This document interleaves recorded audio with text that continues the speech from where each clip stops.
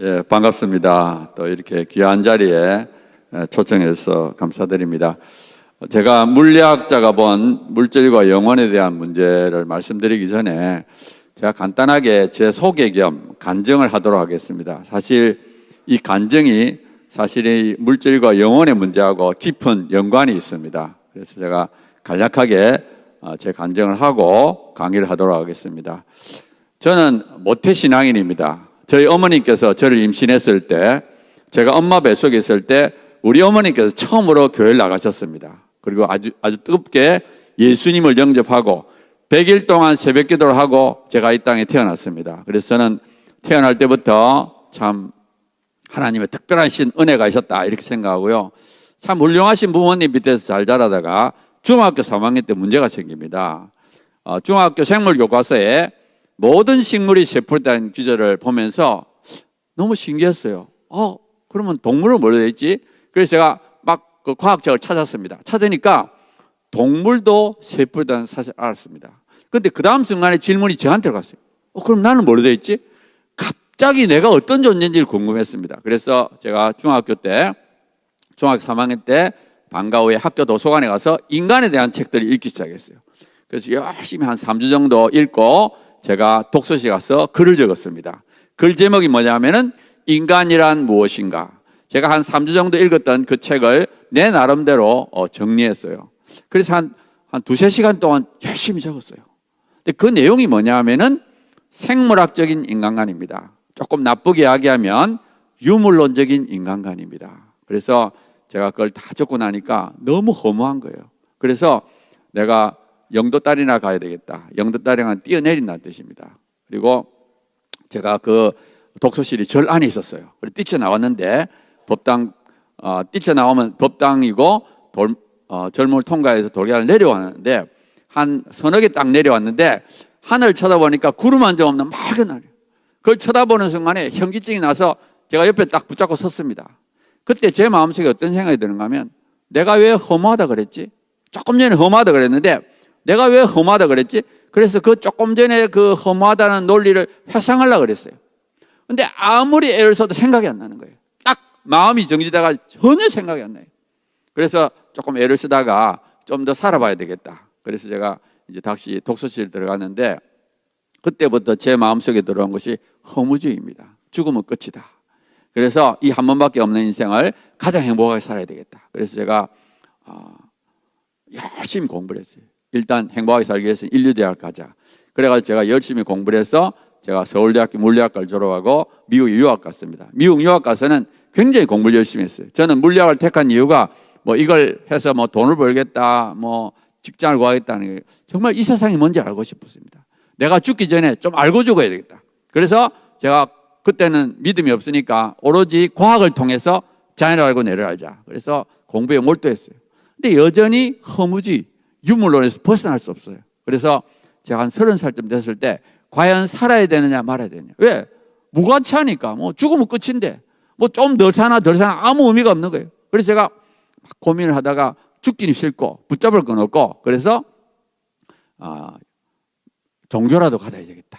그 당시에 믿음이 없지만 교회를 나갔기 때문에 일단 기독교가 맞는지 확인해보고 다른 종교를 믿어야 되겠다. 그래서 제가 30살 되던 여름방학에 태어나서 처음으로 성경을 읽기 시작합니다. 그래서 마태복음도 읽었는데 하루에 5시간씩 읽었어요.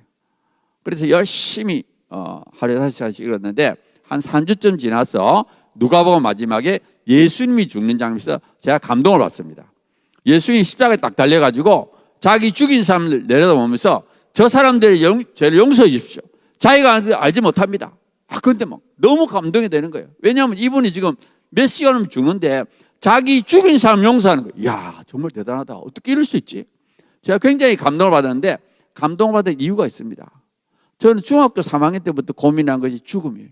어떻게 하면 이 죽음의 문제를 해결할 수 없을까 해서 철학책도 읽어보고 막 했는데 해답을 찾을 수가 없었어요. 근데 이분은 죽기 전에 자기 죽인 사람 용서하는 거예요. 이야, 정말 대단하다. 제가 막 감동을 받으면서 성경을 읽었어요. 스데반이 역시 그래요. 정말 어떻게 이럴 수 있지? 제가 하여튼 감동을 받으면서 계속 하루에 5시간씩 성경을 읽었습니다. 한 일주일쯤 지났어요.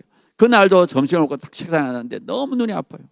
제가 그 당시 밤 1시, 2시에 자고 제가 이론 물리학을 했기 때문에 하루 종일 컴퓨터 프로그램 짰습니다. 그러니까 뭐 눈이 충혈돼가 도저히 눈을 뜰 수가 없어요. 낮잠을 자야겠다. 그래가지고 제가 책상 뒤에 있는 1인용 소파에 가지고 잠이 들었습니다. 자다가 일어나가지고 잠이 들고 그걸 몇 차례 반복했어요. 그러다 갑자기 제가 뭘 보는가 하면 저 위에서 1인용 소파에 잠들어 있는 데를 내려다보는 거예요. 야, 신기하다. 내가 온몸을 다 내려다보네. 근데 그 다음 순간에 딱 드는 생각이 뭔가, 이게 죽는 거구나. 이게 죽는 생각이 딱 드니까 죽으면 안 되지, 살아야지. 막 그래서 깬 거예요. 너무 실감이 나. 그래서 제가 한번 밖에 나갔다가 다시 책상에 앉았습니다. 책상에 앉으니까 일기장이 펴져 있고 일기장에 영혼이라는 단어가 적혀 있어요. 그러니까 성경을 읽으니까 자꾸 영혼이라는 단어가 나오는데 도대체 영혼이 뭐지? 제가 그래서 큰 글자로 일기장에 영혼을 적어 놓은 거예요. 근데 조금 전에 그 사건이 있으니까 영혼이 조금 알 것 같아. 그래서 제가 펜을 들고 일기장에 적어야 되겠다. 또 막상 적으려니까 생각이 안 나는 거예요. 일기장을 덮고 성경을 읽기 시작했습니다. 성경을 조금 읽어나가는데 어떤 기질이 있는가 하면 우리에게는 썩어질 몸이 있을 뿐만 아니라 썩지 않은 영혼이 있다. 그런 기질이에요. 근데 그 기질인데 막 눈에서 눈물이 걸성거려요. 그걸 참고 계속 읽었습니다. 또 조금 읽으면 또 비슷한 기질. 우리에게 썩어질 몸이 있을 뿐만 아니라 썩지 않은 영혼이 있다. 두 번째 딱 그 기질이 있는데 막 눈에서 눈물이 줄줄줄. 한참 울었습니다. 너무 좋아가지고 옆에 가서 혼자서 팔뚝팔뚝 뛰었어요. 그래서 내가 일기장에 뭐라 적었느냐, 우리에겐 두 개의 생명이 있다. 육신의 생명과 영원한 생명이 있다. 저의 인생을 바꾼 최대의 사건입니다. 15살부터 30살까지 15년을 허무주의, 유물에 갇혀 있다가 영의 눈을 떴어요. 그때부터 막 너무너무 기쁜, 하늘 날아갈 것 같아요.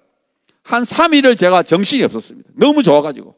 한 3일이 지나니까 감정이 가라앉는 거예요. 그때부터 제가 생각했어요. 내가 왜 이때까지 영혼이 있다는 걸 몰랐지? 내가 이때 10년 이상 과학을 공부했는데 그럼 내가 지금 제대로 가고 있는 거야? 내 나름대로 이성적으로 생각하기 시작했어요. 그래서 그때부터 이제 생각했는데, 그때 생각한 게 뭔가 하면은 우리는 다 마음을 갖고 있습니다. 저도 마음이 있으니까 여러분들을 보면서 이야기하겠고요. 여러분들도 마음이 있으니까 저를 보면서 듣고 있습니다. 이 마음이 뭐냐 하면은 말하고 듣고 생각하는 주체예요. 이 마음, 인간은 다 마음이 갖고 있습니다. 근데 이 마음을 어떻게 해석하느냐가 중요해요. 저는 중학교 때 3학년 때 아까 한 3시간 정도 글을 적었죠. 그 글 내용이 뭐냐 하면은 두뇌와 마음의 관계입니다. 제가 글을 적었던 글의 절반 이상이 마음과 두뇌의 관계예요. 마음은 별거 아니다. 두뇌에서 생겨났다. 제가 조금 이따 설명하는 것처럼 두뇌주의죠. 두뇌주의. 마음이 두뇌에서 생겨났다는 글을 제가 2-3시간 동안 적고 그걸 믿었습니다. 그리고 지금도 아마 기억이 나는데 제가 그때 2-3시간 동안 적은 글을 그 내용은 잘 생각 안 나는데 제가 그때 손전등을 하면서 우리가 손전등을 탁 켜면 빛이 나오잖아요. 밝은 빛이 확 나옵니다. 제가 뭐라고 생각했냐면 이 마음이 빛이다는 게. 예. 정말 우리가 마음을 볼 때 신비롭잖아요. 근데 그 안에 뜯어보면 뭐예요? 건전지하고 도선밖에 없어요. 그러니까 제가 그때 무슨 생각을 했는가 하면 마음이 신비롭지만 별거 아니다. 이 마음에 생겨난 현상에 불과하다. 그러니까 유물론이죠. 죽으면 마음이 없어져 버리죠. 허무주의에 빠지는 거예요. 근데 하나님이 저에게 단번에 영혼에 대한 믿음을 주셨어요. 그래서 그러면 영혼이 있는 걸로 설명이 되는가? 제가 혼자 생각하기 시작했어요. 제가 그 당시에 컴퓨터를 연구를 했기 때문에 비유를 했습니다.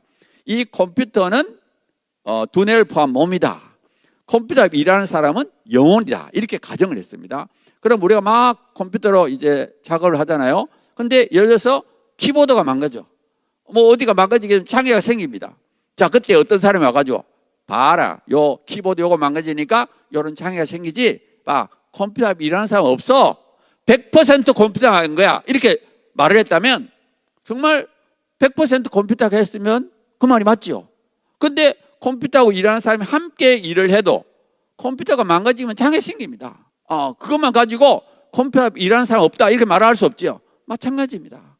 우리 몸, 두뇌를 포함한 몸과 영혼이 연합을 해서 인격적인 활동을 하더라도 두뇌 어디가 망가지게 되면 장애가 생깁니다. 그것만 가지고 영혼이 없다 말할 수 없어요. 그러니까 제가 왜 갑자기 그 말을 하는가 하면 요즘은 뇌과학이라는 걸 굉장히 연구를 많이 합니다. 뇌과학. 왜냐하면은 두뇌는 신비롭잖아요. 우리 자신의 문제이면서 신비롭기 때문에 수많은 과학자들이 연구를 합니다. 예를 들어 의학자, 심리학자, 생물학자, 수많은 사람들이 두뇌를 연구해요. 그런데 두뇌를 그렇게 많은 사람들이 연구하지만 확실한 과학적 사실은 뭐냐? 두뇌가 어디가 손상을 입으면 어떤 장애가 생긴다. 이건 우리가 받아들여야 됩니다. 그래서 브레인 맵이라 해가지고 두뇌 어느 부분이 어떤 기능과 관계된다는 것은 많이 연구되고 있어요. 사실은 우리가 그거는 뭐 받아들여야 돼요. 그렇지만 그 이상은 모릅니다. 우리가 어떻게 판단을 하는지, 또 감정은 어떻게 생기는지 이런 것들은 잘 몰라요. 그런데 문제는 뭐냐? 과학자들은 중립이 아닙니다. 과학은 중립이지만 과학자는 자기 어떤 생각이 있어요. 소신이 있습니다. 그래가지고 논리를 만들어요. 근데 불행한 것은 뭐냐? 대부분의 과학자들은 유물론자입니다. 왜? 영적인 체험이 없기 때문에, 영의 세계를 모르기 때문에 그냥 두뇌로 의해서 마음이 생겨났다고 생각을 합니다. 그래서 막 가정을 해요. 기억은 이렇게 하고, 판단은 이렇게 하고, 감정은 이렇고 막 만들어요. 그 다음에 그거를 또 잘 이렇게 정리해서 논문을 내고, 그 다음에 학교에서 가르칩니다. 심리학을 통해서, 여러 가지 학문을 통해서 가르쳐요. 그러니까 대학교 가게 되면 아주 철저하게 유물론을 가르치죠. 또 그걸 좀 정리해가지고 중고등학교에서 가르칩니다. DNA 피질에서 뭐 이렇게 판단한다 이렇게 하죠. 그 다음에 그걸 또 영화로 만듭니다. 문화로 만들어요. 저는 어릴 때 SF 영화를 굉장히 좋아했습니다. SF 영화 중에 상당 부분이 두뇌를 조작함으로써 마음을 조작하는 영화가 있어요. 그 이미 두뇌에서 마음이 생겨난다는 그 두뇌주의를 바탕을 하고 있습니다. 그래서 우리가 알고 있는 이 세상은 이미 교육과 문화를 통해서 유물론, 두뇌주의를 가르치고 있습니다. 그러니까 그건 공산주의만 그런 건 아니에요. 우리가 온 세상이 자본주의든 공산주의든 다 유물론과 무신론, 이 과학주의, 두뇌주의를 이미 가르치고 있습니다. 그러니까 저도 중학교 3학년 때 제가 스스로 발견했다고 생각했지만 그거 아니죠. 그냥 책을 읽고 그런 문화에 젖어가지고 제가 그런 생각을 가진 거예요. 근데 아무튼 하나님이 그 당시에 그 컴퓨터 비유를 통해서 영혼이 있는 걸로도 설명이 되는구나 하는 걸 깨달았어요. 영혼이 있는 걸로 내 마음이 설명이 된다는 것이 저에게는 복음이었습니다. 저는 그전까지 유물론을 진리라고 생각했어요. 죽으면 끝이다. 이건 진리다. 이거는 피할 길이 없다. 그러면서 그 안에서 허무주의 속에서 고통을 했는데 영이 있는 걸로 설명이 되는구나 하는 그런 놀라운 사실을 받을 그때부터 막 소망이 생겨요. 그전까지 저는 소망이 없었습니다. 우리나라에서 인류대학, 미국에서 인류대학, 그래도 무슨 소용이 있어. 죽으면 끝인데. 근데 그때 비로소 죽어서 끝나는 것이 아닐 수도 있겠구나 하는 그런 막 소망이 오면서 너무너무 기뻤어요. 그때가 30살 때도 여름방학입니다. 그때부터 막 영의 세계가 있을까? 영혼이 있을까? 막 이렇게 생각하다가 한 11월 달 되니까 어떤 생각이 딱 드는가 하면 그 컴퓨터 비유만 가지고는 안 되겠다. 증거를 가져야 되겠다. 내가 죽음이 왔을 때, 진짜 죽음이 왔을 때 비유만 가지고는 내가 죽음 앞에서 덜덜 떨 것 같아. 정말 내가 설레는 마음으로 기쁜 마음으로 죽음을 통과하기 위해서는 진짜 영의 세계가 있는지를 알아야 되겠다. 증거를 가져야 되겠다. 그래서 제가 그 당시에 30살 되던 마지막 날에 제가 일기장에 뭐라 적었느냐, 내년에는 하나님을 만나자. 성경에 보면 하나님 있다 그러는데 만약에 하나님이 계시면 영의 세계가 있고 영의 세계가 있으면 내 안에 영혼이 있다는 거예요. 그래서 제가 31살 된 애 들어가서 그때부터 기도하기 시작했어요. 정말 하나님이 계신지 알고 싶어. 하나님 정말 계시다면 저를 만나주세요 하고 제가 정말 간절하게 진심으로 기도했어요. 예. 정말 한번 생각해 보세요. 자살을 생각하는 사람이니까 얼마나 절박했겠습니까? 정말 진심으로 간절하게 하나님께 기도했는데 하나님이 그 기도를 기다리셨어요. 그때부터 응답하기 시작하는데 31살 됐는데 1월 달부터 10월 달까지 모든 기도를 합니다. 유물론자의 날 믿게 만드시려고. 그래가지고 제가 8월 달에 박사를 받고 10월 달에 부산대 교수가 됐어요. 그래서 부산대 교수 확정 통보를 받고 비행기에서 탁 날라오는데 비행기 의자에 앉아가지고 지난 10개월 생각해보니까 진짜 모든 기도가 응답된 거예요. 막 그걸 묵상하는데 앞에서 바람이 불어온 것 같아요. 팍 바람이 불어온 것 같으면서 하나님 진짜 있구나. 하나님이 진짜 있다는 게 믿어지는 거예요. 막 믿어지니까 너무너무 좋아. 그래가지고 막 제가 막 너무 감격이 돼가지고 그 비행기 복도를 왔다 갔다 했어요. 한국 가면 이거 전해야 되겠다. 지금도 내처럼 허무주의, 유물에 갇혀 있는 사람들이 있을 텐데 내가 이걸 전해야겠다. 막 그 31살 되는 10월 달에 막 너무너무 감격적으로 제가 한국을 도착했습니다. 근데 그때부터 제 삶에 어려움이 닥쳤어요. 그게 뭐냐면은 그렇게 하나님이 저를 만나주시고 교수로 만들어줬는데 한국에 도착해서 딱 1개월 지나지 않아서 죄를 짓는 거예요. 그 무슨 죄인가 하면은 뭐 지금은 많이 나아졌지만 탈세, 뇌물, 뭐 거짓 이런 것들. 그러니까 막 주위에서 막 한국 살려면 이 정도는 찌어야 된다 막 이렇게 하고 도저히 저도 이길 힘이 없어요. 근데 지금 생각해보면 당연한 거예요. 왜냐하면 뭐 10개월 동안 하는 응답 받았지만 성경 말씀도 모르고 기도할 줄도 모르고 하니까 그걸 이길 수가 없어요. 그래가지고 그때부터 막 갈등을 느꼈는데 한 8개월 지나서 간이 나빠지게, 몸이 나빠지기 시작했습니다. 그 다음에 정말 하나님의 은혜인데 제가 짓는 죄를 지을 때마다 항상 내를 때려줘요. 징계. 바로 그 일로 말미암아 어려움을 겪게 만들어요. 그러니까 내가 잘못할 때마다 어김없이 하나님이 나에게 징계를 하셨어요. 그래서 그걸 하고 그 다음에 제가 간이 나빠져요. 그때부터 간이 32살부터 간이 지금까지 나쁩니다. 그래가지고 그 투병을 통해서 정말 제가 의심하면 몸이 나빠지고 또 하나님 잘못했습니다, 믿겠습니다 하면 다시 좋아지고 이 몸을 통해서 정말 하나님이 신실하게 저를 붙잡아주셨어요. 징계를 통해서 저는 지금도 수천 번의 기도 응답을 받았지만 그 기도 응답 받은 건 거의 다 잊어버렸어요. 매 맞은 건 기억합니다. 정말 저에게 더 확실한 증거가 뭐냐, 매 맞은 거예요. 진짜 하나님 살아계시구나. 내가 잘못할 때마다 징계하시는 살아계신 하나님, 그리고 또 정말 기도할 때마다 응답해 주시는 사랑의 하나님. 그래서 제가 지금은 하나님을 믿고 또 나 같은 죄인을 지금 또 이렇게 살려주셔가지고 또 이렇게 하나님 나라를 위해서 헌신하도록 또 동성애 차별금지법에 대해서 하도록 했고요. 사실은 저는 뭐 동성애 일보다도 이 영혼에 대한 것이 더 저에게 궁금했어요. 더 하는데 오늘 이런 세미나가 있다는 것 자체가 저에게는 굉장히 기쁩니다. 그리고 사실은 앞으로 우리에게 공격에 들어오는 것이 동성애보다 더 무서운 공격이 뭐냐, 영혼이 없다는 그런 공격이 들어오게 됩니다. 그래서 우리 사실은 이런 것이 굉장히 필요하다 저는 생각합니다. 자, 그러면 제가 이제 PPT를 보면서 좀 논리적인 것을 말씀드리도록 하겠습니다. 세상의 구조가 어떻게 되느냐, 물질계와 영계, 보이는 세계와 보이지 않는 세계. 그래서 저는 옛날에 보이는 것밖에 없는 줄 알았습니다. 근데 사실 우리가 있는 사회는 보이는 세계와 보이지 않는 세계가 공존하는 세계다. 특별히 인간은 몸과 영혼을 지닌 독특한 존재라는 거죠. 그리고 이 영적인 세계는 이 보이는 세계, 이 보이는 세계 영향을 안 미치는 게 아닙니다. 실제로 영향을 주고 있어요. 그래서 이거는 우리 마음에 영향을 주는데 하나는 직접 영향을 줘요. 그래서 하나님과 사단은 직접 우리에게 말을 할 수 있고요. 또 간접적인 영향도 있습니다. 그리고 우리가 인간이 만드는 모든 작품은 영적인 작품입니다. 어떤 거는 하나님의 감동으로 믿음을 증가시키는 것도 있고 또 우리 믿음을 파괴시키는 사단의 작품이 있습니다. 그러니까 우리가 굉장히 보고 듣는 걸 조심해야 됩니다. 왜냐하면 보고 듣는 것이 우리 영혼에 영향을 미치고 믿음에 영향을 미치기 때문에 절대로 나쁜 것을 보고 듣고 하면 안 됩니다. 그리고 우리가 살고 있는 이 세상은 하나님과 사단의 치열한 전쟁터예요. 모든 영역에서 싸움합니다. 정치, 경제, 문화, 교육 모든 영역에서 하나님의 사람과 사단의 사람들이 싸우고 있어요. 그리고 가장 치열한 게 어디냐? 학문입니다. 왜? 학문을 통해서 교육을 해서 완전히 교육은 모든 초중고등학교에 집중적으로 세뇌시킬 수 있잖아요. 그래서 이것이 가장 강력한 전쟁터다 이렇게 보시면 되겠습니다. 그래서 우리가 만드는 모든 것을 영화, 음악, 소설 이걸 통해서 우리에게 영향을 준다는 겁니다.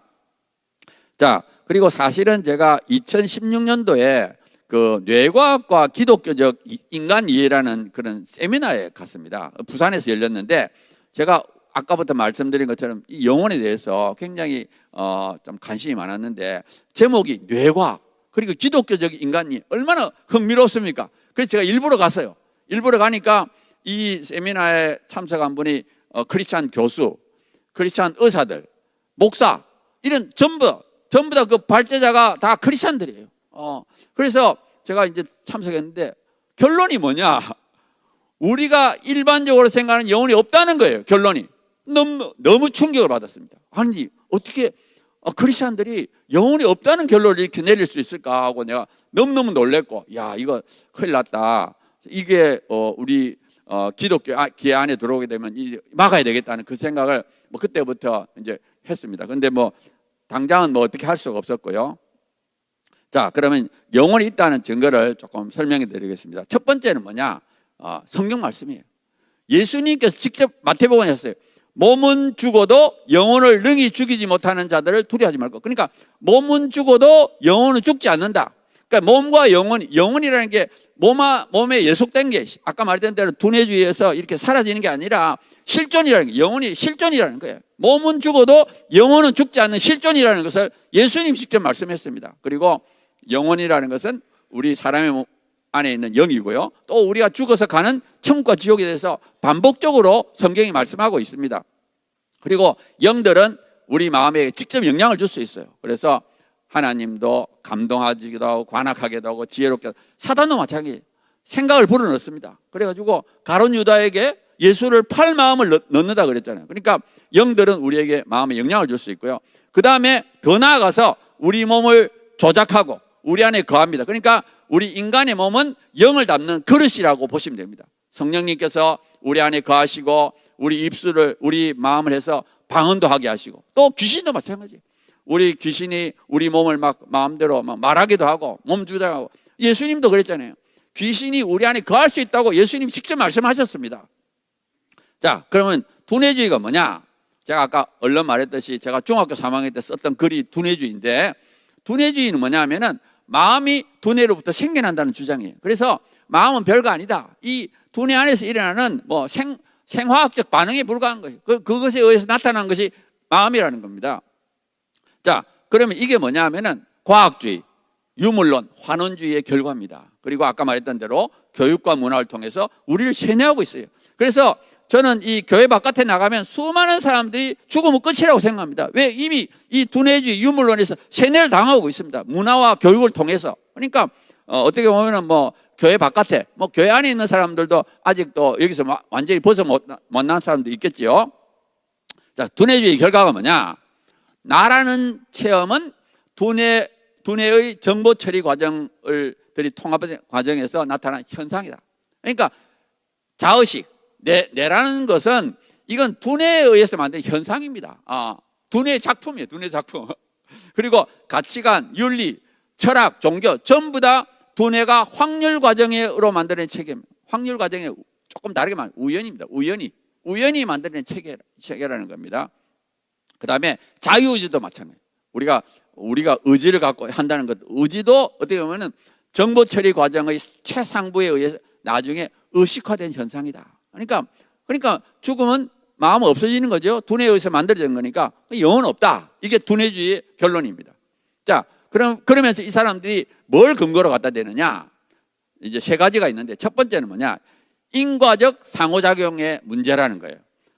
비물질인 영혼이 어떻게 물질인 몸에 영향을 줄 수 있느냐, 상호작용을 할 수 있느냐, 이게 영혼이 없다는 주장의 첫 번째 근거입니다. 그러면서 짝지음 문제, 그분들이 부르는 내용이에요. 뭐 저도 아까 말했던 그 세미나 가서 배운 내용입니다. 짝지음 문제라는 페어링 프로블럼 해가지고 물체 사이에 인과적 상호작용에는 물리적 공간의 틀이 필요하다. 그러니까 영혼은 공간을 점유하지 않기 때문에 물질 세계에 인과력을 형성할 수 없다. 그러니까 쉽게 말하면 영혼은 이제 공간을 차지하지 않고 이 몸은 물질이니까 이 상호작용을 하려면 이 영혼이 공간을 점유해야 되는데 점유하지도 못하는데 어떻게 영향을 주느냐, 이렇게 주장하는 게 이게 인과적 상호작용의 문제입니다. 자, 두 번째는 관찰 가능한 연속성 문제. 이 말이 뭐냐면은 인간과 동물이 차이점보다 공통점이 많다는 거예요. 그리고 이 정신적 능력도 동물하고 인간의 수준 차이에 있어서 본질적 차이가 없다. 그러니까 우리가 보니까 뭐 동물도 두뇌가 있고 인간도 두뇌가 있는데 우리 인간은 두뇌가 조금 더 발달해가지고 동물보다 조금 능력이 많은 것 뿐이지 본질적으로 똑같다는 거예요. 뭐 요새 동물도 뭐 말 시키면 조금씩 하잖아요. 뭐 그런 식으로 자꾸 말 갖다 대는 겁니다. 자, 그 다음에 마음의 두뇌 의존성. 아까 말했던 대로 이 두뇌에 어떤 문제가 생기면 정신장애가 생기니까 이 세 가지를 가지고 영혼이 없다 하고 두뇌주의자들이 주장하고 있습니다. 자, 그럼 그거에 대한 반론을 말씀드리겠습니다. 첫 번째, 인과적 상호작용의 문제에 대한 반론을 하겠습니다. 지금도 영들이 물질계에 영향을 주고 있습니다. 아까 비물질인 영이 어떻게 물질계에 영향을 줄 수 있느냐, 못 준다 이렇게 주장했는데 지금도 하고 있어요.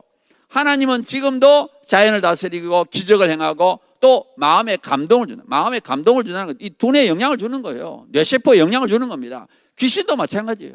귀신도 몸을 주관하고 또 생각을 넣는다. 그럼 두뇌에 영향을 주는 거죠. 그러니까 영이 물질계에 지금도 영향을 주고 있습니다.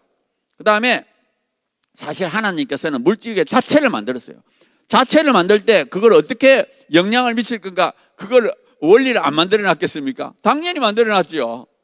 그 다음에 아까 짝지연 문제, 페어링 프로블럼이라고 했는데, 아까 영혼은 공간을 차지할 수 없다. 그렇기 때문에 영향을 못 준다 그랬는데, 영혼이 공간을 차지할 수 없다는 것은 검증이 불가능한 논리입니다. 정말 영혼이 공간을 차지할 수 없는지 있는지 어떻게 알아요? 모르죠.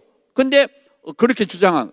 그 다음에 성경에 보면은 영이 어떤 특정 공간에 나타나는 것을 자주 말씀합니다. 그리고 인간의 영혼은 자신의 몸 안에 있는 거예요. 예를 들어서 기름병이라는 영혼이 딴 데 있는 게 아니에요. 기름병의 영혼은 내 안에 있는 겁니다. 그렇죠?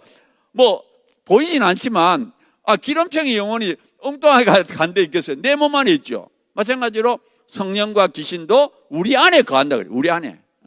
뭐 아무 때나 있는 게 아니에요.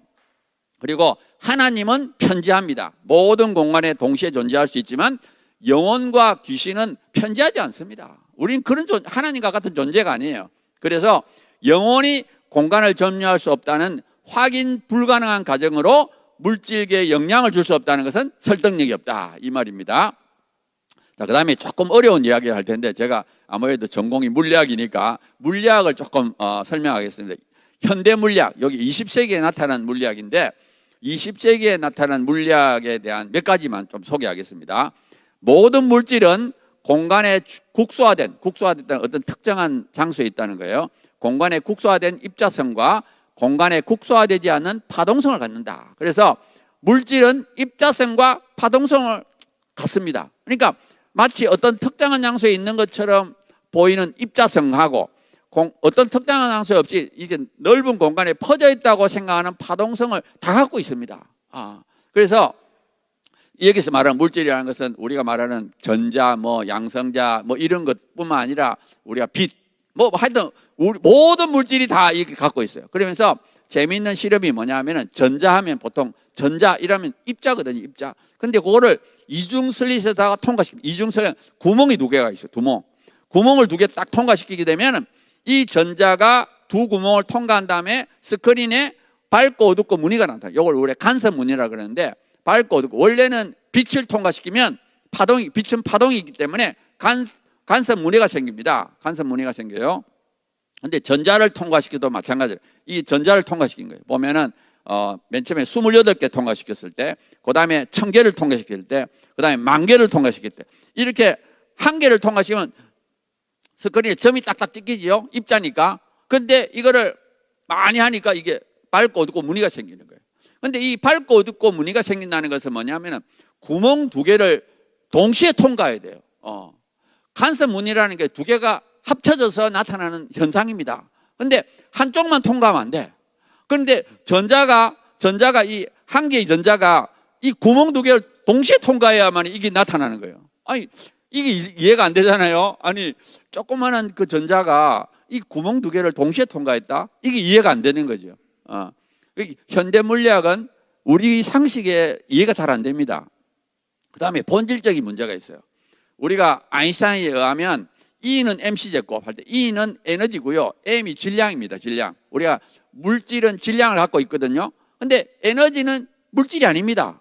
근데 에너지를 가하면 물질이 만들어지고 물질이 없어지면서 에너지가 나옵니다. 우리 원자 폭탄, 원자력 발전소 다 이걸 이용한 겁니다. 그러니까 물질이 없어지면서 엄청난 에너지가 나와요. 그러니까 물질이 에너지로 바뀌고 또 에너지가 물질로 바뀝니다. 왔다 갔다 해요. 그러니까 물질이다가 비물질인 에너지로 바뀌고 에너지가 또 물질로 바뀌고. 자, 그럼 그 다음에 또 문제는 그럼 물질이 뭘로 만들어졌느냐? 우리가 보통은 물질을 막 쪼개고 하면은 나중에 원자고 원자를 더 쪼개면 뭐 전자하고 양성자 핵이 만들어지고. 근데 더 쪼개면 어떻게 되느냐는 거예요. 우리가 이 없는 데서 물질이 만들어지게 되면 도대체 물질은 뭐냐? 이런 의문이 나오죠. 물질은 도대체 뭘로 만들어졌지? 근데 요즘에는 이런 가설도 있습니다. 물질이 별게 아니라 변형된 공간이다. 그러니까 공간은 공간인데 특정한 성질을 가진 공간이라는 거예요. 그러니까 물질의 재료가 공간이라는 거예요. 공간이라는 것은 물질이 아닙니다. 그냥 물질이 어떤 특정한 성질을 가지면 물질인 걸로 느껴진다는 거예요. 아무튼 그러니까 마치 물질과 비물질의 경계가 무너지는 것 같죠. 그 다음에 또 물질의 모양이 뭐냐? 우리가 보통 전자 그러면 공이라고 생각하는데 공처럼 생각.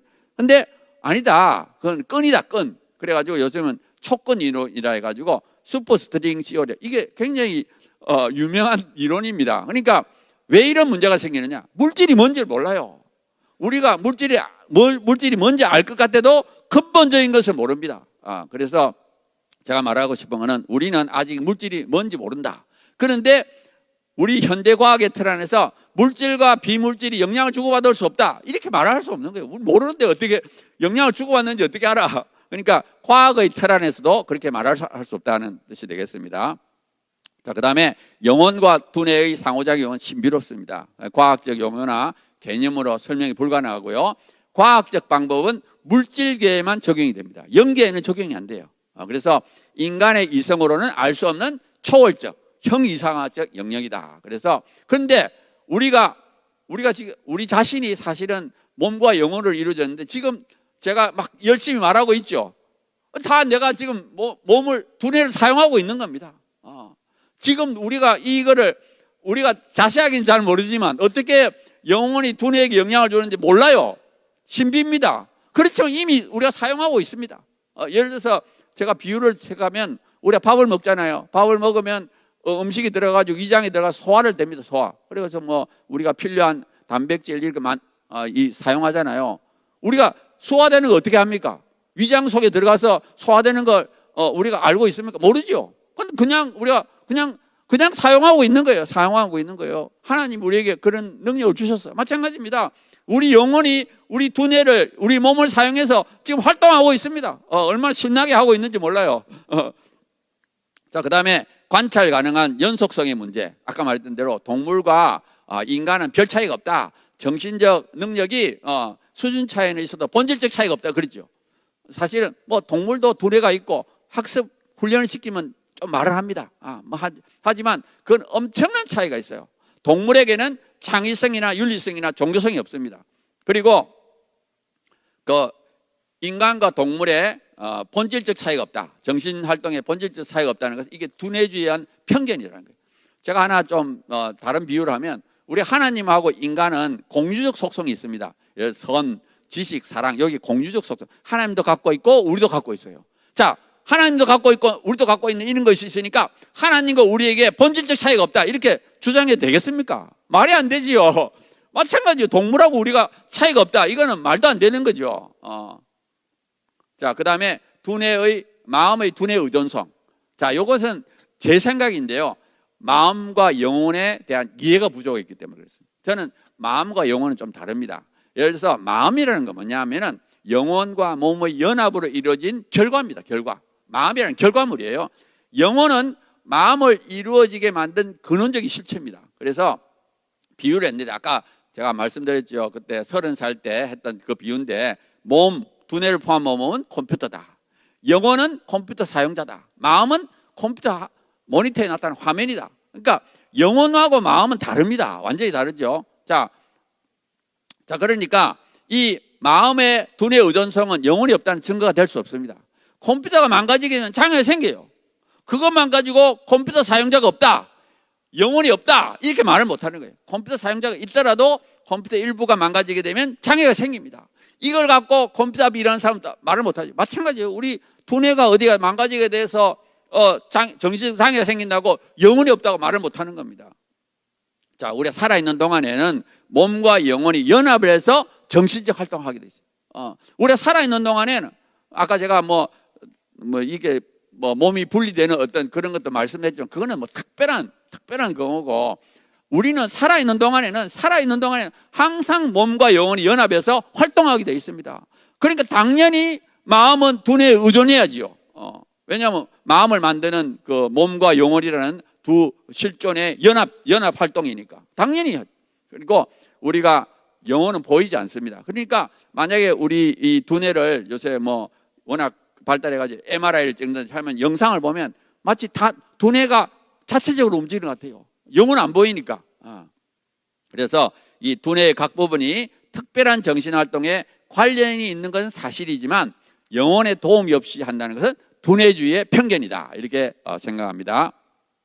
자, 그 다음에 요거는 조금 제가 이제 추가를 했는데 자유의지가 없다는 실험이 있습니다. 리벳이라는 분이 한 건데, 우리가 어떤 행동을 하기 전에 예를 들어서 손가락을 움직여라 하는 그런 결정을 하기 전에 아마 조사를 한 것 같아요. 실험을 했는데 당신이 손가락을 움직이겠다는 그런 생각을 언제 했느냐고 딱 시계를 보라 그랬는데, 그 사람이 내가 손가락을 움직이겠다는 그런 결정을 하기 전에 시계를 봤을 때 그때보다 그 전에 두뇌에서 먼저 변화가 생긴 거예요. 그걸 우리가 RP라 그러는데 두뇌의 정기적 변화가 생겼어요. 그러니까 어떤 사람이 의사결정, 자기가 의지적으로 결정하기 전에 이미 두뇌에서 정기적 변화가 생겼다, RP가 생겼다는 거예요.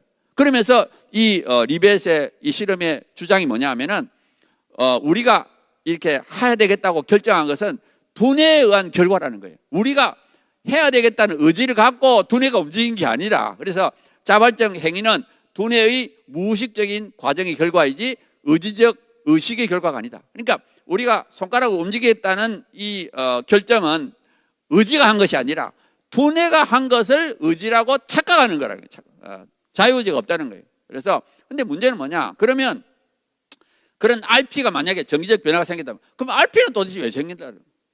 자기 의지가 아니라 RP가 생긴다. 그러면 아마 그 사람들은 또 두뇌의 어떤 다른 부분이 또 그거를 만들었다. 그럼 그 다른 부분은 또 어떻게 한 거예요? 아니, 파고 들어가면 도대체, 그러니까 이 사람들은 마지막에 어떻게 했느냐? 우연이 그렇게 생긴 거예요. 우연이. 우리가 지금 하고 있는 게 전부 다 우연이에요. 내가 이런 말을 하는 건 전부 우연입니다. 두뇌에 의한 우연이에요. 근데 아무튼 저는 어떻게 이건 제 생각인데요. 이 리벳에 우리가 손가락을 움직였다 하기 전에 이제 RP가 생겼다면 그건 어쩌면 영혼의 존재를 인정하는 것이 아닌가. 저는 이제 이거는 제 그냥 생각입니다. 자, 결론을 가겠습니다. 인간은 영혼을 지닌 영적 존재고 죽으면 영혼과 몸이 분리되어 지옥과 천국을 가게 돼. 이거는 내가 지어낸 게 아니에요. 하나님의 말씀입니다. 성경에 기록된 하나님 말씀에 기초한 분명한 진리. 그리고 몸과 영혼의 상호작용을 우리가 알 수 없지만 하나님이 주신 능력으로 우리가 몸을 사용하고 있습니다. 그리고 두뇌주의는 뭐냐? 영적인 경험이 없는 자의 무지입니다.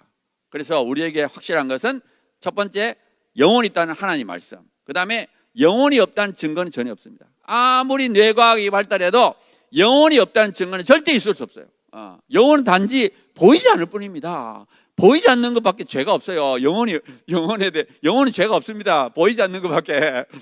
그 다음에 영적 존재가 존재한다는 풍부한 증거가 있습니다. 제가 아까 간증을 통해서 말씀드렸죠. 저는 아까 말했던 우리 영혼이 있다는 확실한 증거는 뭐냐? 하나님이 계신다는 증거예요. 제가 그 당시에 벌써 30년 전에 아무리 논리적으로 생각해도 영혼이 있는지 없는지 논리적으로 분간이 안 돼요. 그러니까 우리에게 확실한 증거는 뭐냐? 하나님이 계시고 또 정말 하나님이 살아서 역사하고 하루하루 우리 모든 삶, 우리의 마음의 감동이라든지 실제 일이라든지 이걸 통해서 하나님의 세계, 영의 세계가 있다는 충분한 증거가 있습니다. 하나님은 우리가 원하면 얼마든지 줘요. 그러니까 우리가 말의 논리가 아니에요. 우리는 풍부한 증거가 있는 증거가. 그래서 저는 믿음이 있는 사람들이, 하나님이 있는 사람, 영적인 체험이 있는 사람들이 학문을 바꿔야 된다. 사실은 믿음이 있는 사람이 뇌과학을 공부해야 돼요. 뇌과학을 공부해가지고 과학적 사실하고 그 다음에 이 가설과는 우리가 분리시켜야 돼요. 그래서 학문을 점령해야 돼요. 왜? 학문이 교육으로 가기 때문에 그렇습니다. 자, 그래서 이게 마지막 슬라이드인데 저는 요즘 동성애에 대해서 굉장히 열심히 활동하고 있습니다. 근데 동성애보다 더 무서운 게 뭐냐? 두뇌주의, 유물론입니다. 그래서 아마 조만간 두뇌주의에 의한 공격이 시작될 것이다, 저는 생각해요. 그러니까 두뇌주의라는 것은 아까 말했던 대로 마음이 별게 아니라 두뇌에 의한 현상이다. 그리고 두뇌주의는 영혼의 존재를 부정하고 인간의 존재 가치를 파괴합니다. 제가 그 두뇌주의에 빠져가지고 15년을 살았어요. 15부터 30. 그 15년을 살면서 얼마나 허무하고 무가치하고, 그러니까 인간의 존재 가치를 파괴시키는 거예요. 그런데 그 존재 가치를 파괴시키는 이 내용을 우리 아이들한테 가르치는 거예요. 예, 우리 아이들한테, 대학생들한테 집중적으로 석박사 과정을 통해서 가르치고, 요약을 해서 가르치고, 문화를 통해서 가르치고. 그래서 이 두뇌주의 공격을 우리가 막아야 된다. 이 동성애보다 더 무서운 적이라고 생각합니다. 그래서 근데 이제는 두뇌주의가 본색을 드러내고 있습니다. 원래는 그런 말 안 하다가 이제는 이제 그 사람들에 의해서 이제 두뇌주의가 하고 있고요. 사실은 이제 음란이라든지 게임 이런 걸 쾌락으로 우리를 미혹하지요. 미혹하지만 이제는 광적인 과학주의자, 광적인 두뇌주의자를 앞세워서 이제 막 책도 적고 막 이렇게 하면서 더 무서운 건 뭐냐? 이 학문을 통해서 교육 안으로 들어오게 됩니다. 그래서 우리가 이걸 막아야 되고요. 정말 이 싸움은 그러니까 모든 영역에서 우리가 전쟁이 일어나고 있어요. 그 다음에 저는 어떤 생각을, 인간은 어리석지만 아주 어리석지는 않다. 보세요. 저도 중학교 3학년 때 미혹을 당한 거예요. 근데 그 미혹을 당해서 그 두뇌주의 유물론이 믿을 때 얼마나 불행했고 얼마나 슬펐는지 몰라요. 그렇지만 그걸 진리라고 생각했기 때문에 거기서 벗어나지 못해요. 그런데 하나님이 딱 영의 세계를 알려주시니까 막 그때 엄청난 기쁨이 생기고, 그걸 다시는 돌아가지 않잖아요. 제가 사실은 30살 때 영의 눈을 뜨고 나서 32살부터 36년을 아팠어요. 아무리 몸이 아파도 돌아가지 않습니다. 어떻게 돌아가요? 죽음이 영원한 세계가 있다는 걸 어떻게 포기합니까? 이 땅의 어떤 어려움도 다 뚫고 나갈 수가 있습니다. 그래서 인간은 어리석지만 아주 어리석지 않다. 그리고 인간의 쾌락이라는 거, 이 음란이라든지 게임이라든지 하여튼 이 세상의 어떤 그 쾌락을 통해서 우리를 유혹할 수는 있지만 절대로 인간은 거기에 만족하지 않습니다. 왜? 인간은 하나님 형상을 지었기 때문에 쾌락만으로 만족할 수 없는 존재로 우리를 만들었어요. 그래서 전 대표적인 예가 솔로몬입니다. 솔로몬이 왕이었잖아요. 또 부귀 영화를 누렸죠. 또 그 아름다운 처첩을 얼마나 많이 거느렸습니까? 저는 하나님이 일부러 솔로몬에게 그렇게 야, 이렇게 아름다운 처첩이 많고 부귀 영화를 누렸는데 결국은 허무하다. 전도서에 헛되고 헛되다. 그렇게 만약에 정말 솔로몬이 이제까지 너무 행복하게 잘 살았다 하고 죽었으면 근데 그렇게 않잖아요. 예. 우리 인간은 절대로 쾌락으로서 하나님을 떠나서는, 영원한 세계를 떠나서는 절대로 행복하지 않습니다. 그래서 저는 우리 인간들이 지금 현재 과학주의에 계속 미혹을 당하고 있습니다. 그리고 그거를 교육을 통해서, 문화를 통해서 우리를 설득하고 있어요. 그렇지만 결국은 인간은 깨닫고 돌아온다. 그래서 우리가 그때를 기다려야 된다. 준비해야 된다. 그래서 저는 21세기만, 이건 뭐 제가 그냥 생각한 거고요. 한 100년 후에는 신르네상스 시대가 올 것이다. 인본주의에서 신본주의. 그러니까 르네상스는 신본주의에서 인본주의로 갔잖아요. 근데 반대로 우리 인본주의라는 것이 얼마나 하나님을 떠난 이 삶에는 얼마나 불행한 것인가를 깨닫고 돌아오는 때가 있을 것이다. 그래서 우리가 그걸 준비해야 된다. 그래서 우리가 믿음의 거루터기를 준비해야 된다. 이런 생각을 갖고 있습니다. 그래서 어떻게 보면은 사실은 오늘 이 세미나가 참 저에게는 의미 있는 세미나라고 생각합니다. 제가 15살부터 30살까지 두뇌주의, 완전히 두뇌주의에 빠져가지고 그것이 진리인 줄 알고 그 안에서 허무함을 느끼고 무가치함을 느끼고 그냥 자살을 생각할 정도로 그렇게 생각했는데, 하나님이 저에게 30살 때 영의 눈을 뜨게 해주시고, 그 다음에 또 제가 얼마나 의심이 많은지 그렇게 체험을 해도 또 의심하는 거예요. 마음속에 계속 하나님이 정말 있을까, 하나님에 대한 건 그래도 하여튼 수많은 의심을 했습니다. 그런데 하나님이 끝까지 저에게 풍성한 증거를, 의심할 때마다 어떨 때는 때리기도 하시고 어떨 때는 기도 응답을, 마치 이스라엘 민족이 그 광야 생활을 하면서 수많은 증거를 배우듯이, 그래서 저에게 아주 그냥 나를 붙잡아 주셔서 끝까지 놓지 아니하시고 어떻게 보면 저를 통해서 아직도 이 유물론에 허무주의에 빠져 있는 사람 많은 사람을 구원하라고 저에게 풍성한 은혜를 주셔서 오늘의 저를 만드신 것 같아요. 그래서 저는 하나님의 작품이다.